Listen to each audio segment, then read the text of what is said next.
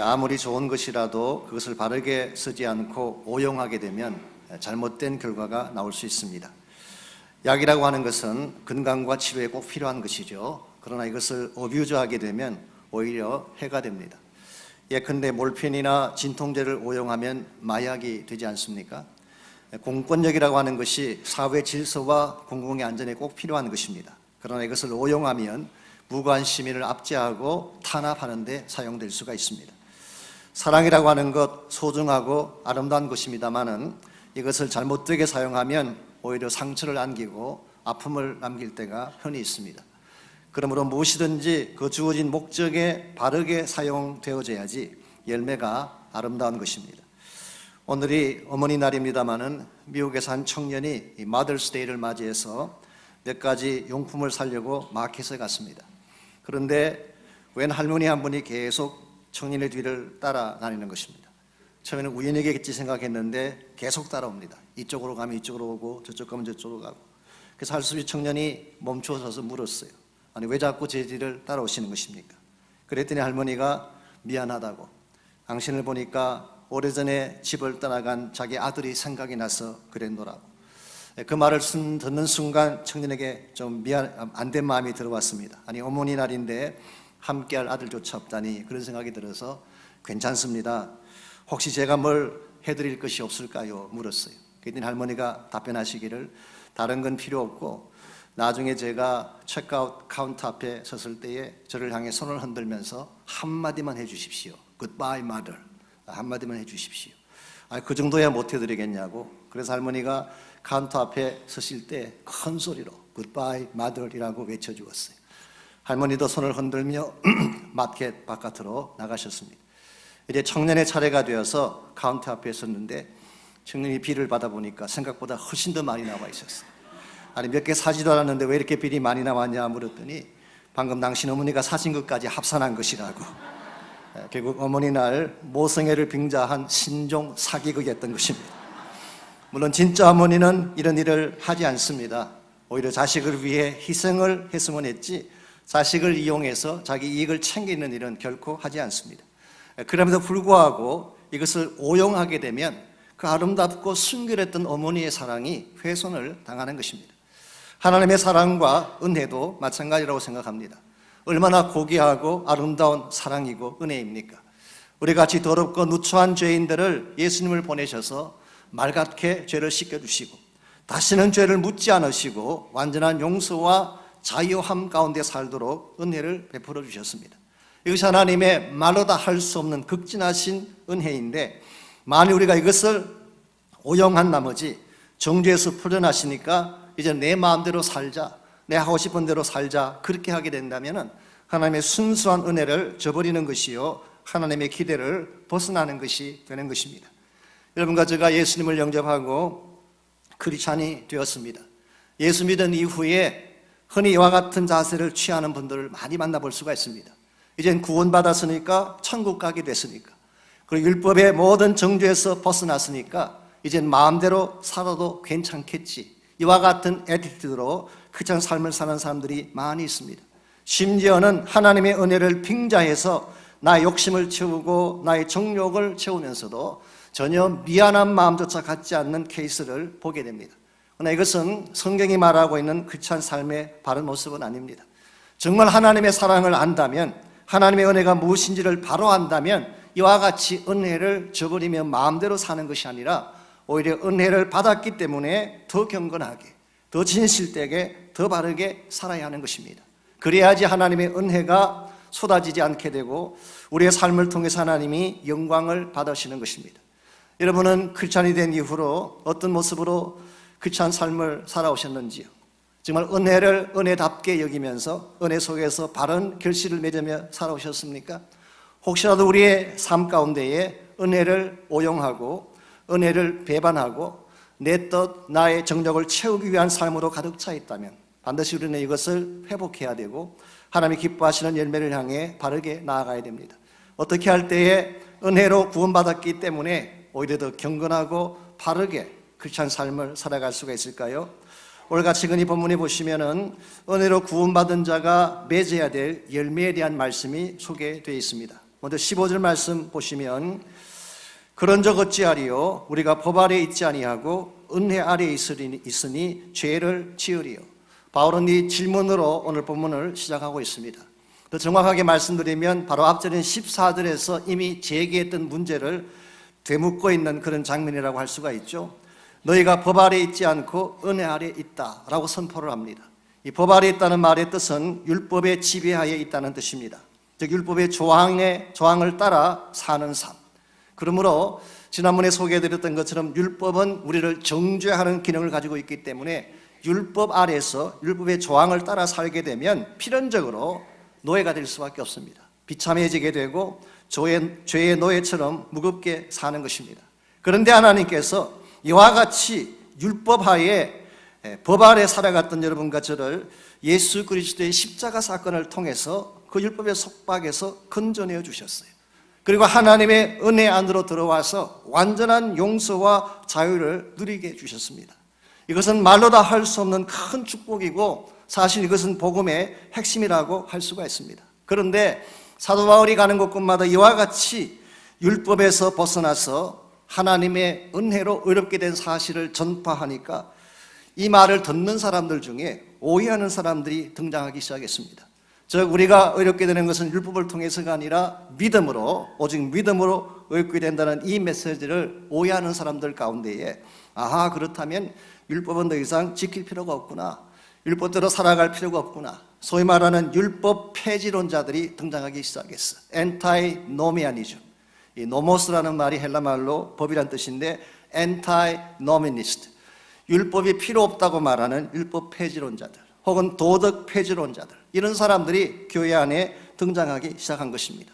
즉 우리는 율법에서 자유케 되었고 그래서 율법이 우리를 억압하지 못한다면, 또 하나님이 우리를 모든 죄 가운데서 용서해 주셨다면 율법 따라 살 필요가 뭐가 있냐, 도덕적인 삶을 추구할 필요가 뭐가 있을까, 이런 생각을 가진 사람들이 생겨나기 시작했어요. 그래서 오늘 본문에서 사도 바울은 너희가 은혜 아래 있기 때문에 율법을 무시하고 또 정죄받는 것을 무시하고 마음대로 살 수 있겠느냐라는 질문을 던진 후에 단호하게 답변을 적고 있습니다. 그럴 수 없느니라. By no means. 절대로 이런 일은 있을 수가 없다. New Living Translation은 of course not. 당연히 말도 안 되는 이야기다. 킹 제임스 버전은 그 유명한 God forbids라는 단어를 썼어. 하나님이 막으신다. 왜? 우리가 은혜로 구원받았기 때문에 마음대로 살 수 없는 것일까요? 마음대로 살면 안 되는 것일까요? 여러분, 자유라고 하는 것도 자유가 바른 자유가 되려면 책임을 이행해야 돼요. 책임이 따르지 않는 자유를 행하게 되면 방종이 되는 것입니다. 참된 자유가 자유로 세워지기를 원한다면 책임이 따라야 되는 것처럼 은혜에도 책임이 따르는 것입니다. 참으로 진정한 은혜가 되기 위해서는 내 마음대로 내 뜻대로 사는 것이 아니라 이 은혜를 주신 하나님의 기대에 합당한 삶, 하나님의 부르심에 합당한 삶을 살아야 될 책임이 우리에게 부여된다는 사실. 여러분, 이 사실을 기억해야지 은혜로 구원받았으므로 마음대로 살자는 멘탈리티를 떨쳐버릴 수가 있는 것입니다. 그래서 16절을 보시면은 바울은 계속해서 이렇게 소개합니다. 너희 자신을 종으로 내주어 누구에게 순종하든지 그 순종함을 받는 자의 종이 되는 줄을 너희가 알지 못하느냐. 혹은 죄의 종으로 사망에 이르고 혹은 순종의 종으로 의에 이르느니라. 여기서 바울은 두 가지 종류의 이 종됨에 대해서 소개합니다. 이를 죄의 종이거나 혹은 순종의 종이거나. 이 순종의 종이라는 것은 좀 풀어 설명하면 하나님께 순종하는 종, 그러므로 하나님의 종이라고 번역해도 괜찮습니다. 우리는 이를 죄에 묶여 끌려가는 죄의 종이 되든지 아니면 하나님에게 이끌려 사는 하나님의 종이 되든지, 엄격한 의미에서 어느 누구도 자유로운 자가 없어요. 여러분 생각에 나는 자유인인데 무슨 말이냐 그럴지 모르지만 여러분 모두도 퍼펙트한 의미에서 자유는 아니에요. 우리 속에는 무언가가 우리를 이끌고 가는 주체가 있기 때문에, 어떤 사람은 권력이라고 하는 것이 우리를 이끌기 때문에 권력의 노예가 되는 경우가 많이 있어요. 본인은 부정하고 싶겠지만 물질에 끌려다니시는 분들, 물질의 노예되어 사는 경우를 흔히 볼 수가 있어요. 명예에 끌려다니시는 분들, 쾌락에 끌려다니시는 분들, 열등감이나 디프레션에 끌려다니시는 분들, 본인은 아니라고 부정하고 싶지만 사실은 슬레이브예요. 몸종과 같이 얽매여 사는 것입니다. 그러므로 우리가 그리스도에게 속하지 아니하면 결국은 이와 같은 형태의 세상의 노예가 되든지 죄악의 노예가 될 수밖에 없고, 죄의 노예가 되면 우리 삶의 결국은 파멸과 사망으로 끝나는 것입니다. 그러나 하나님의 종이 되면 하나님 안에서 참 생명을 누리고 참된 기쁨을 누리며 살 수 있게 된다는 사실, 이런 면에서 종됨이라고 하는 단어는 우리에게 부담감을 줄지 모르지만 하나님의 종이 되는 것은 굉장히 소중한 축복인 것입니다. 여러분 한 분 한 분이 이와 같은 삶 누리게 되시기를 주의 이름으로 축원합니다. 자유했기 때문에 마음대로 사는 삶이 아니라 하나님의 은혜와 사랑을 알기 때문에 더 경건하게, 더 바르게, 더 하나님의 영광을 위해 달려갈 수 있는 인생, 우리가 어떻게 하면 이와 같은 삶을 추구하고 이런 삶을 통해서 하나님을 기쁘시게 드릴 수 있을까요? 오늘 본문에 보시게 되면 은혜 아래 살면서도 더 경건하고 바르게 사는데 꼭 필요한 세 가지의 중요한 삶의 원리가 오늘 본문에 소개가 되어 있습니다. 첫 번째로 우리가 은혜 안에서 바르게 살려면 마음의 선택이 필요합니다. 마음의 선택을 바로 해야지 은혜 안에 살게 되는 것입니다. 17절 18절을 보시면 우리가 의의 종이 되는데 필요한 첫 번째 스텝을 다음과 같이 소개를 합니다. 먼저 17절 18절입니다. 하나님께 감사리로다 너희가 본래 죄의 종이더니 그랬어요. 여기 본래 죄의 종이더니, 이더니라는 이 단어가 사실 비동사인데 imperfect tense, 비완료 과거라고 합니다. 과거에 우리가 태생적으로 처음부터 우리는 죄의 종으로 태어나서 지금까지 왔다, 그런 의미를 담고 있습니다. 오늘 본문을 통해서 바울은 우리의 태생적 기원이 노예였음을 밝히고 있습니다. 그러니까 여러분이 원하셨든 원하지 않든 여러분들은 태어나는 순간부터 죄에 매여 사는 존재로 태어난 것입니다. 이 상태에서 가만히 계시면 어떻게 될까요? 아무것도 하지 않고 가만히 계시면 죄 가운데 끌려가다가 결국 돌아가시면 지옥 가시는 거예요. 다른 방법이 없어요. 그래서 여러분들은 이와 같이 우리의 태생 자체가 죄의 노예로 태어났기 때문에 반드시 의지적인 결정을 해야 돼요. 우리 페이트에 나오는 단어를 빌려서 표현하자면 하나님의 용서는 available 합니다. 하나님의 용서는 모든 자에게 다 가능해요. But not automatic. 그러나 자동적으로 되는 것은 아닙니다. 우리의 소속이 아담의 라인에서 태어났는데 아담의 라인에 서 있던 우리가 그리스도의 라인으로 옮겨지려면 반드시 의지적 마음의 선택이 필요한데, 이것을 신학적 용어로는 회심이라고 말합니다. conversion, 방향을 턴하고 바꾸는 것을 말하는 것입니다. 우리가 지금까지 죄를 향해 달려가던 우리 인생이 의의 주인이신 그리스도에게로 옮겨오려면 반드시 마음의 선택을 해야 되는데, 이 마음의 선택을 하는데 네 가지 요소가 필요합니다. 오늘 본문 17절로 다시 보시게 되면 이건 사실 팀 켈러가 쓴 로마서에 나오는 네 가지 리스트입니다. 그걸 제가 간단하게 소개를 해드리자면요, 17절을 다시 보십시오. 너희가 본래 죄의 종이더니 너희에게 전하여 준 교훈의 본을 그랬어요. 제일 첫 번째로 필요한 것이 교훈의 본을 받는 것이 필요합니다. 여기서 교훈의 본이 뭔가라고 할 때에 이것은 쉽게 표현하면 복음을 말합니다. 즉 바울이 전해준 복음, 여러분 어떤 존재도 복음 듣지 않고 하나님께로 돌아올 수는 없어요. 그래서 우리가 선교해야 되는 것입니다. 복음이 전거되지 않는 곳에 반드시 가서 복음을 전해야 될 이유가 여기 있습니다. 이 복음을 듣는 것이 제일 첫 번째 요소예요. 두 번째로 마음으로 그랬어요. From heart. 모든 것은 마음에서 시작되는 것입니다. 아무리 좋은 것이라도 마음을 열지 아니하면 우리에게 와닿을 수가 없어요. 아무리 위대한 스토리, 위대한 사건을 설명해 주어도 내 마음이 닫혀 있으면 나에게 아무런 감동이 없습니다. 그래서 2000년 전에 예수님께서 돌아가신 십자가 사건이 아무리 위대하고 위대해도 마음을 열 때까지 그것은 나에게 감동을 주지 못해요. 그래서 교회 다니시는 분들이 십자가 찬송 부르면서 눈물을 흘리면 왜 눈물 짜냐고 그렇게 말할 수밖에 없어요. 마음이 닫혀있기 때문에 모르는 것입니다.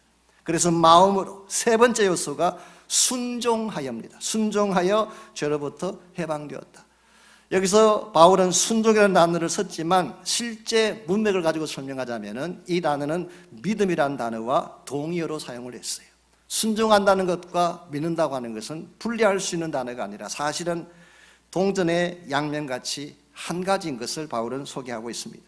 그래서 참고로 같은 내용을 기록하고 있는 로마서 10장 10절에 보게 되면 마음으로 믿어 의에 이른다고 표현했어요.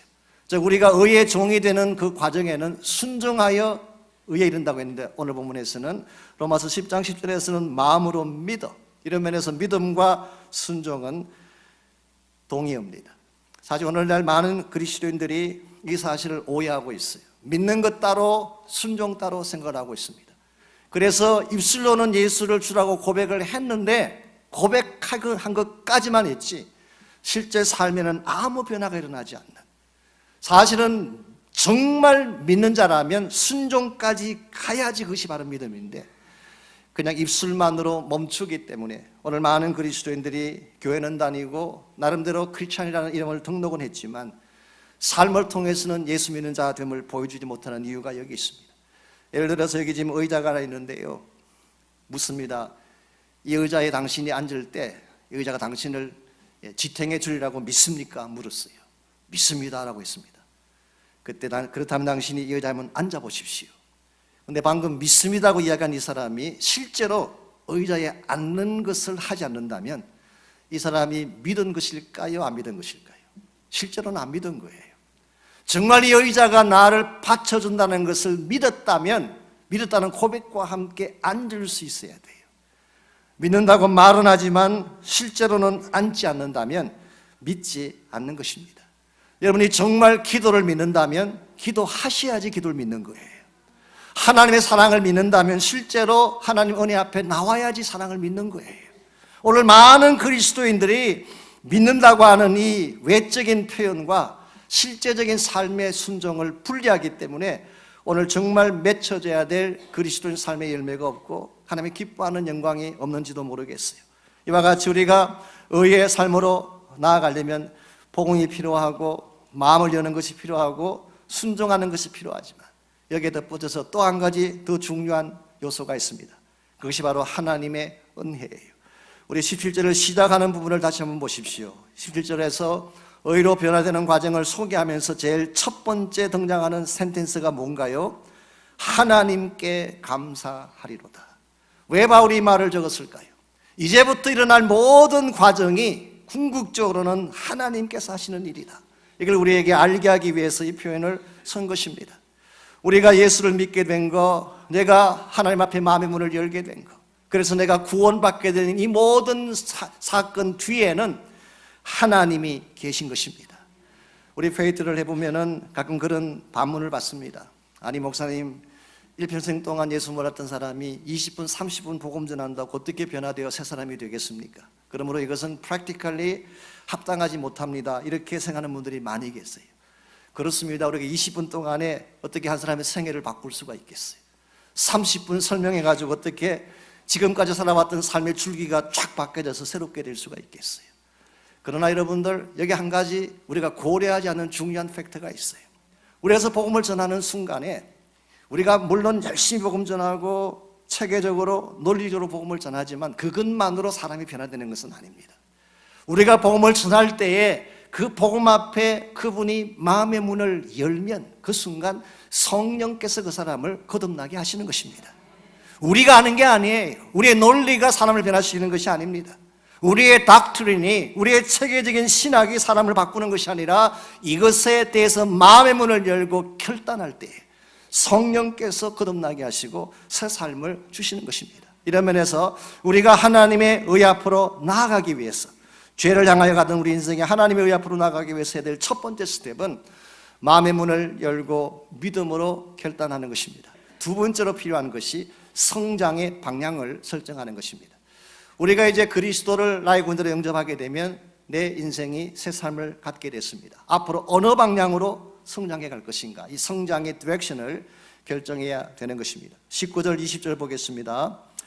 너희 육신이 연약함으로 내가 사람의 예대로 말하노니 전에 너희가 너희 지체를 부정과 불법에 내주어 불법에 이른 것 같이 이제는 너희 지체를 의에게 종으로 내주어 거룩함에 이르라 그랬어요.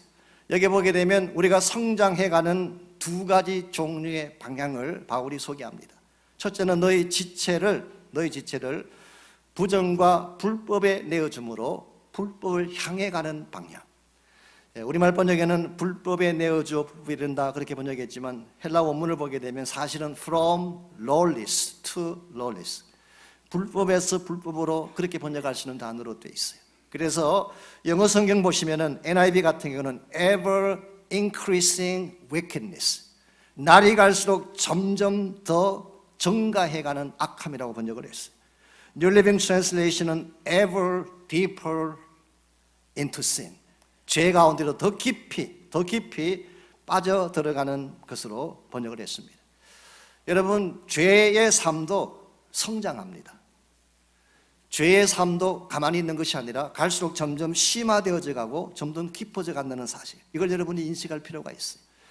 처음 죄 지을 때가 힘들지 몇 번 짓고 나면 쉬워져요. 그리고 한 가지 죄를 지으면 그 다음 죄를 짓는 게 또 쉬워져요. 그래서 그런지 요즘 뉴스를 보면요, 웬만한 건 기사거리도 안 됩니다. 한두 사람 죽어가지고는 신문에 내주지도 않아요. 몇십 명씩 죽어야 돼요. 엄청난 사건이 벌어져야지 사람들의 주목을 받는 것처럼 갈수록 우리의 삶 자체에서 죄가 성장해가는, 오늘 여러분의 삶의 디렉션이 죄를 향해 가게 되면 결국 죄는 점점 심화되어져 가고 타락은 점점 깊어져 가게 되고 절망은 점점 더 깊어져 가는, 이것이 바로 죄의 방향으로 갔을 때의 모습입니다. 그렇다면 반대의 경우가 있습니다. 우리의 지체를 하나님께 드리면 거룩함에 이르게 된다고 말하고 있습니다. 하나님께 나의 삶을 드리고 하나님께 나의 전신을 다 서밋하게 되면 우리의 삶이 점점 거룩하게 성장해 간다고 말합니다. 여러분들은 크리스찬이 된 이후로 어느 쪽 방향으로 여러분의 삶이 진행되고 있는지, 여러분의 영성은 어느 방향으로 자라가고 있는지, 거룩함을 향해 성장하고 있는지 아니면 세상적 타락을 향해 성장하고 있는지, 성결을 향해 나아가고 있는지 아니면 타락과 망가짐을 향해 나아가고 있는지, 우리가 그냥 단순히 세월을 많이 보낸다고 우리 삶이 변화되는 것이 아니라 우리의 성장의 디렉션이 바로 될 때, 하나님의 거룩함을 향하여 우리의 마음을 정하고 정말 말씀 앞에 성령 앞에 나를 바르게 내어드릴 때 매일매일 우리의 삶이 변화될 수가 있고 결과적으로 하나님의 거룩함을 이루는 바른 그리스도인이 되는 것입니다. 마지막 세 번째로 열매에 대한 바른 인식이 있을 때 여러분들이 은혜 아래 살지만 함부로 살지 않게 됩니다. 우리 20절에서 23절까지를 보십시오. 거기 보게 되면 우리가 맺게 될 열매에 대해서 소개를 합니다. 너희가 죄의 종이 되었을 때는 의에 대하여 자유로웠느니라. 쉽게 표현하면 죄를 따라다닐 때는 의에 대한 부담이 없었다는 뜻이에요. 바른 길, 옳은 길 아무 부담이 없어요. 내 마음대로 살 수 있었죠, 그때는. 근데 한 가지 문제가 있습니다. 이와 같이 죄의 종에 대해서 의와 상관없이 살아가는 건 오케이인데 한 가지 문제가 21절에 기록되어 있습니다. 너희가 그때에 무슨 열매를 얻었느냐? 이제는 너희가 그 일을 부끄러워하나니 이는 그 마지막이 사망이기 때문이라고 했어요. 여러분이 죄를 택하는 것은 자유입니다. 하나님의 의를 택하지 않고 죄 쪽을 선택하는 것은 자유일지 모르지만 그러나 여러분이 선택한 선택의 결과까지도 여러분이 마음대로 정할 수는 없어요. 우리가 죄를 선택하게 되면 반드시 맺게 되는 열매가 있는데 그 열매를 오늘 본문은 부끄러운 열매라고 말을 했고 궁극적으로는 사망의 열매라고 설명을 했습니다. 그 반면에 22절을 보십시오. 그러나 이제는 너희가 죄로부터 해방되고 하나님께 종이 되어 거룩함에 이르는 열매를 맺었으니 그 마지막은 영생이라고 했어요. 하나님의 의를 선택하고 하나님을 향하여 나가게 되면 우리가 맺게 되는 열매가 거룩함이요 궁극적으로는 eternal life, 영생의 축복을 누리게 되는 것입니다. 사랑하는 성도 여러분, 하나님 여러분과 저에게 어떤 면에서는 자유를 주셨어요. 우리를 은혜 가운데 구속하신 후에 은혜 안에서 자유롭게 살 수 있는 프리덤을 우리에게 주셨어요. 그러나 우리에게 주어진 자유가 있다고 해서 무책임하게 방종하며 살아가게 된다면 우리는 우리에게 자유를 주신 하나님의 은혜를 저버리는 것입니다.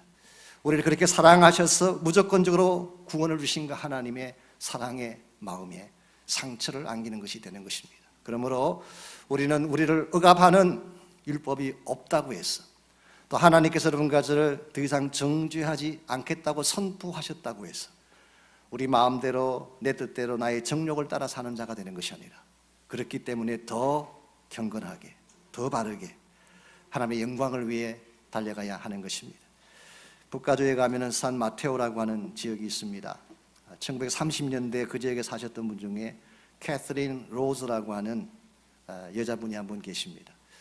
그분의 별명이 죄수들의 어머니라고 하는 별명을 갖고 있었어요. 왜냐하면 이분은 일평생 동안 그 산 마테오 카운티 안에 있는 프리즌을 다니면서 그 안에 있는 많은 죄수들을 하나님의 사랑으로 섬겼습니다.